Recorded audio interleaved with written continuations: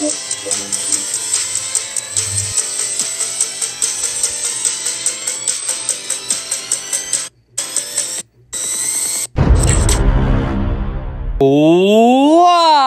is going on, everybody? It is your boy, your man's Toxic Ammo,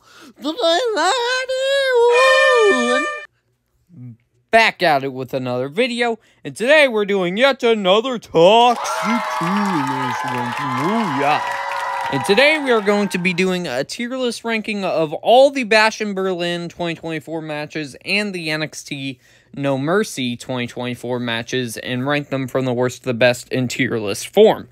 But before we get into the actual beginning of the video, what's up, guys? Don't forget to subscribe to the channel and extend the ones. Absolutely free. Number 2 on the road to 2,000 subscribers. Just 963 away now, and also maybe help with the YouTube algorithm recommended. And more people, maybe they could join that toxic fan. And do feel free to comment your thoughts on both Bash in Berlin and NXT No Mercy down below. But that being said, guys, let's get right into it. Yeah. And before we get right into it, here are the tiers. So let's go to the tippy top. We have best of the best, which means they are a perfect match, close to 5 stars or 5 stars. They were awesome. Great means it comes close to being perfect, but there's like a flaw holding it back, a minor flaw I have, but it's still a great match. Toxic goodness means it was a good match. It was a really solid bout, and I wouldn't mind watching it again. Decent means it was solid. It was solid. Not my favorite match of that night, but it was still solid. Okay means overall it's a mixed bag. I don't know what to think about it, really. There was stuff I liked, and then there was stuff I didn't like. Meh means it was just meh. It was there. And then toxic trash means dumpster fire. The worst matches of this weekend. So let's start off with the Bash in Berlin 2024 matches, and we have Kevin Owens versus Cody Rhodes, and this was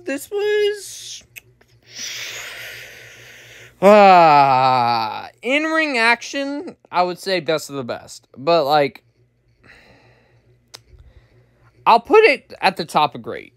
The only reason why I don't have it in best of the best is because it was obvious that to everyone that Cody isn't losing the title before WrestleMania. Like, all of his future challengers, there's no doubt that they're going to lose, except for the person he faces at WrestleMania, which is probably going to either be The Rock or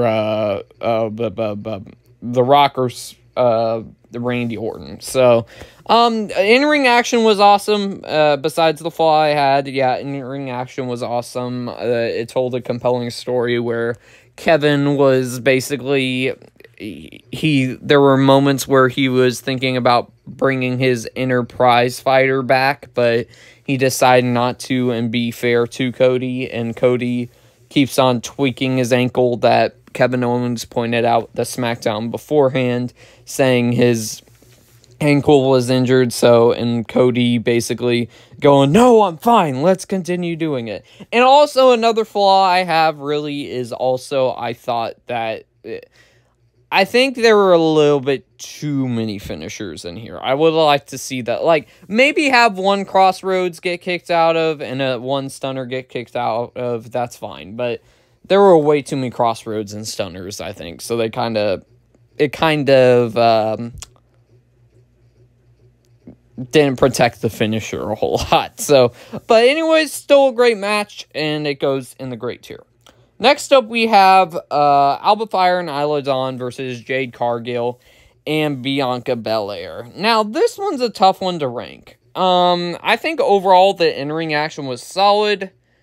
However, the outcome I didn't like. Even though I love Bianca and Jade Cargill as tag team, I'm going to put this okay. Because I wanted Alba and Isla to retain the tag titles, and because I thought at first their title reign was a bit rocky, but when it got going where they had that pretty cool triple threat tag team match against Pure Fusion Collective and Damage Control. And as for this one, I was hoping they would retain, but Super Jade and Super Bianca won, so Yeah, I mean, it's gonna get I will say this, it's gonna get the women's tag titles back on PLEs for the near future, but still, I kind of wished Alba and Isla retained, and there was a missed opportunity to have Bianca or Jade turn on each other in this match. So, there's that, and it goes into the okay tier. In-ring action, solid, I just didn't like the outcome.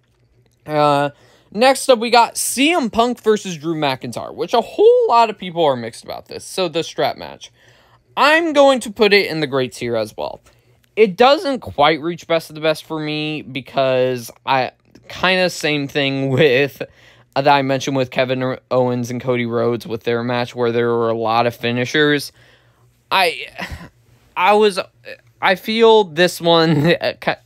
I know it's a strap match, and it's not the strap match you have to pin, luckily, because that would probably make this go even lower. But it feels like it ends the rivalry here, which we all know it's not. We're gonna have a trilogy, so having CM Punk hit rapid fire go to sleeps, I feel that doesn't protect the finisher. But everything else in this match, a lot of crazy spots with the actual strap itself, and I thought this was a great match. I think this was even better than their SummerSlam match, in my personal opinion. I thought it was great. So, in their next match, which I hope is Hell in a Cell, should be another banger in their trilogy, and probably the best out of the bunch. Alright, next up we have Rhea Ripley and Damian Priest, the Terror Twins, versus Dominic Mysterio and Liv Morgan of the New Judgment Day. And this, for me, honestly, I'm going to go best of the best. I thought the in-ring action in here was phenomenal. I was very happy with the outcome, which there's been some people that have said they weren't happy with the outcome because it basically buries New Judgment Day, which is fair, but it didn't quite bury them because, you know, Rhea Ripley and Damian Priest, if they would have lost, that kind of would have made them appear as weaker and losing 2 pay-per-views in a row. So, I'm glad Damian and Rhea won. There were a lot of close false finishes with Dominic hitting a frog splash on Damian after the rest of Judgment Day were interfering, and can't wait to see where this feud goes between the 2 battling Judgment Days. And then the final match of Bash in Berlin, we have Gunther versus Randy Orton. And I thought this match was absolutely phenomenal, going to best of the best. It was a great first title defense of Gunther in his hometown. The crowd was absolutely electric, definitely the second best crowd of the whole entire year, in my personal opinion.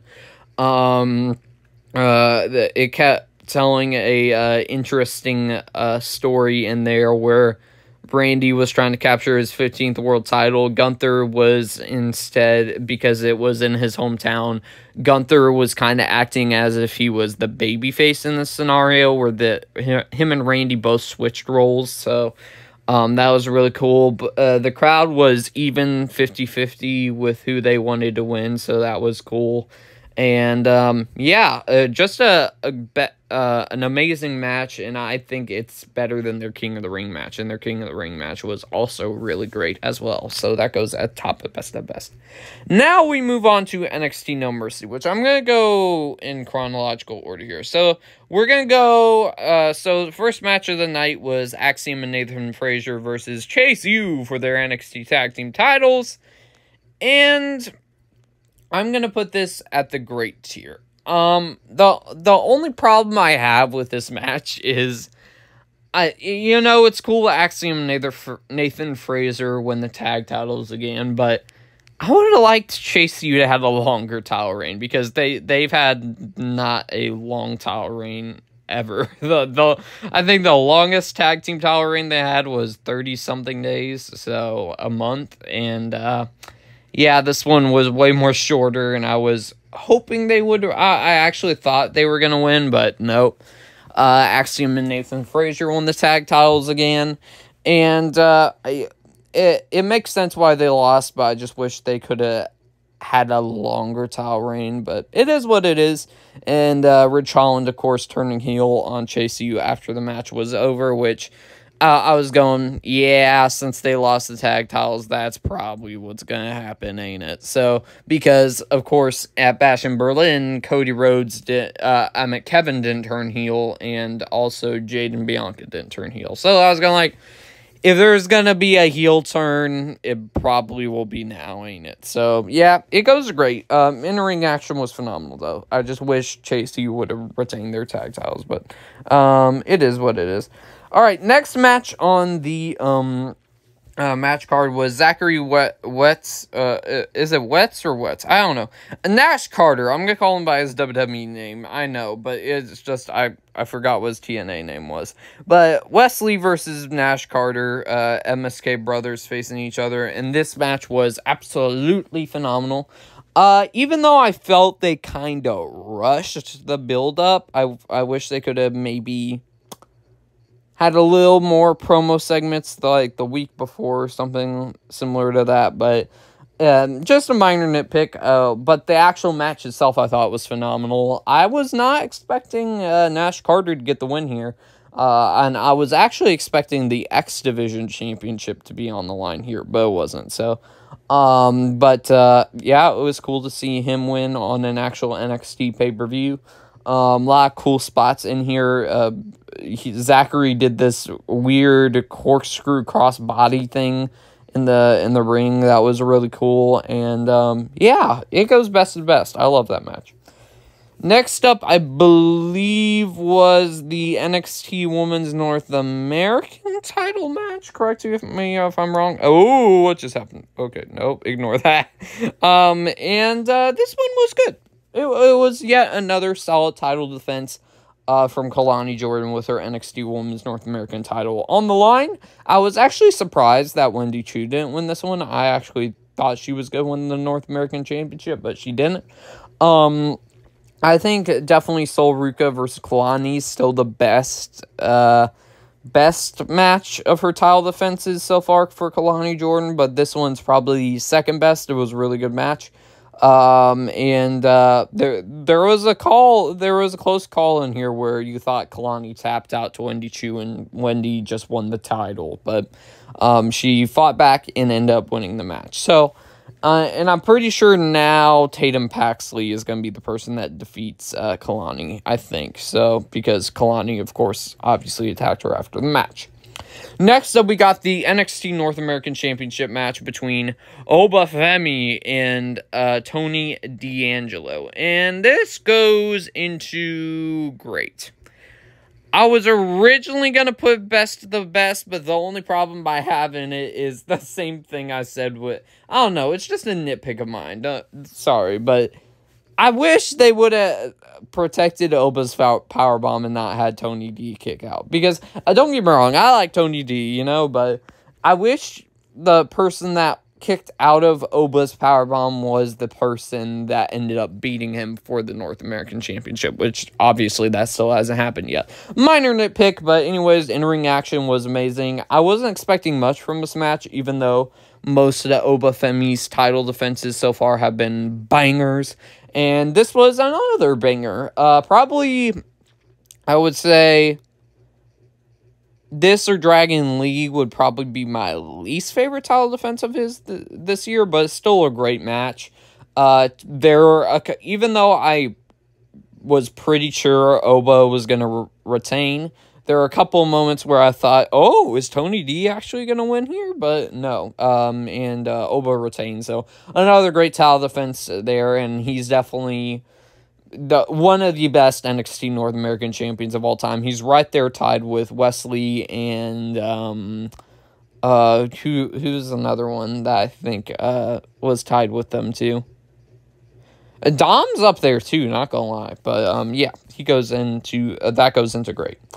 Next up, we have Jada Parker versus Roxanne Perez for the NXT Women's Championship, and Roxanne Perez, kind of the same thing with Oba Femi. She's having a great title reign right now as well. Probably the best champion in all of WWE right now. Her and Oba are tied with their title defenses and stuff and how good they are. And this goes decent, It's probably my least favorite match of the NXT No Mercy card, but it's not a bad match by any means. The in-ring action was really solid. I already full on knew that Jada Parker was going to lose to Roxanne Perez because it's a little bit early for Jada to win the NXT Women's Championship. Yeah, she had a good showing in here, building off that momentum she had with that street fight she had with Micha and Mia Yim on NXT that one week, and that was awesome match, and this one's another solid match from her. Roxanne delivering yet another solid title defense, and she's having a phenomenal run right now. And then next up we have Joe Hendry, I believe in Joe Hendry, versus Ethan Page for the NXT title in a special guest referee match with Trick Williams as special guest referee. And I'll put it good. It's a good match. I feel as if, don't get me wrong, I like Trick Williams, and I'm glad he was able to get onto the card. I feel if it was a normal match without... No, I don't know. If it was a normal match without a special guest referee, maybe I would have enjoyed it a little bit more. Maybe Trick Williams accompanied Joe Hendry by ringside. But, yeah, a lot of close calls in here. Where you thought Joe Hendry was going to actually win, but he didn't end up winning. Sad face, sad face, sad face. Which I kind of already knew that's the direction they were going to go, because I think... Since Zachary won against Wesley earlier in the night, I'm going, oh yeah, Joe's probably going to lose then. So, yeah. And it was a solid match. But I just was a little bit disappointed by it. But it's still a good match. Anyways, I hope y'all enjoyed this toxic tier list ranking of all the Bastion Berlin and NXT No Mercy 2024 matches from the worst to the best. Be sure to let me know your list down below. And with that being said, guys, I'll see you next one, everybody.